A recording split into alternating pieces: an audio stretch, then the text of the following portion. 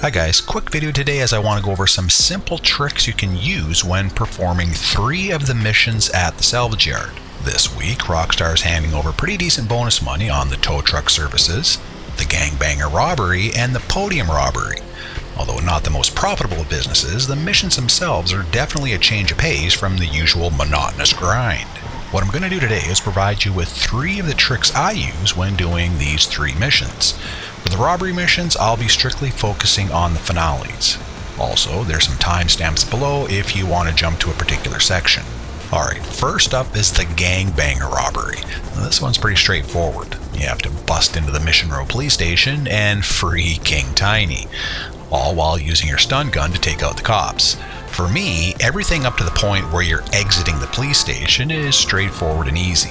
What I find the most time-consuming and annoying is leaving the police station, hopping in your chosen getaway vehicle, and then trying to lose the cops. Well, there's another quicker and easier way of doing this. Before you kick off the finale, you can call in your Sparrow and place it near the police station. You see, for some reason, unlike the other missions, once you place a Sparrow and start the mission, it doesn't automatically disappear. It stays exactly where you've placed it, allowing you the luxury of just avoiding the getaway vehicle altogether. What I do is place the helicopter directly outside the locked gate you'll be exiting.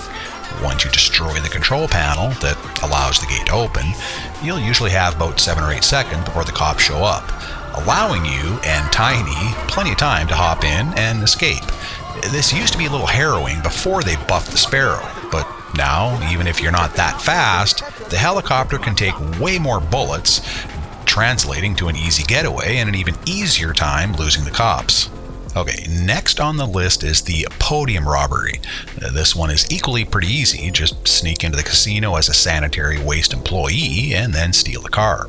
This week, that will be the Fister Comet. Again, everything up to the exit is straightforward. However, similar to the Gangbanger Robbery, my biggest pain point is stealing the car and then having to drive around aimlessly trying to lose the cops. Well, here's the tip. It just so happens that you'll be exiting the casino mere blocks from one of the underground drainage tunnels. As soon as you exit, just keep driving straight between the trees and the fence.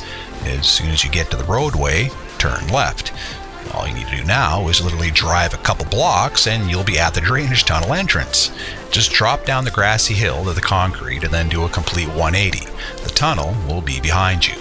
And that's it. Just like any other escape, all you need to do now is just drive a little ways into the tunnel to avoid being followed, and then just stop. All I need to do now is just wait for the wanted level to disappear. And another handy tip you can use, which always seems to work for me, if you continually get in and out of your vehicle, it tends to remove the wanted level a little quicker. Not sure why, but definitely something to keep in mind when doing this or any other mission. Alright, the last tip involves the tow truck delivery missions. My biggest gripe about this one is, well, it's actually twofold. First, you have this annoying cooldown time between towing missions. For any newbies out there, this is something that wasn't always the case. When this DLC first dropped, there was a 0 cooldown. Then, I think after the bottom dollar bounty DLC, Rockstar felt it necessary to add the cooldown. In my humblest opinion, this is just stupidity. I mean, are there actually people out there getting rich off the tow truck services? Did Rockstar really feel it needed to add a 2-minute cooldown? Really? Anyway, my second annoyance, and one you can easily bypass, a little anyway, is the distance you have to drive on some of these deliveries. I mean, you can get a desert pickup that's like 5 or 6 miles away. Just lunacy. So if you own an Iron Mule helicopter, and if you don't, I would strongly recommend purchasing just for such an occasion, you can fly to the tow vehicle instead. Now, there's a huge disclaimer here. Rockstar definitely covered their arses on this one. Meaning, if you just fly to the pickup vehicle and bring it back, you can deliver it to your garage, but it won't count. You won't see it on any of your glyphs, and once you leave your chop shop, you can't get back in. The game will become glitched, and you'll have to start a new session.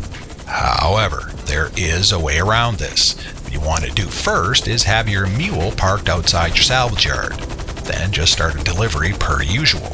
Once you get outside, make sure to mark the pickup vehicle on your mini-map.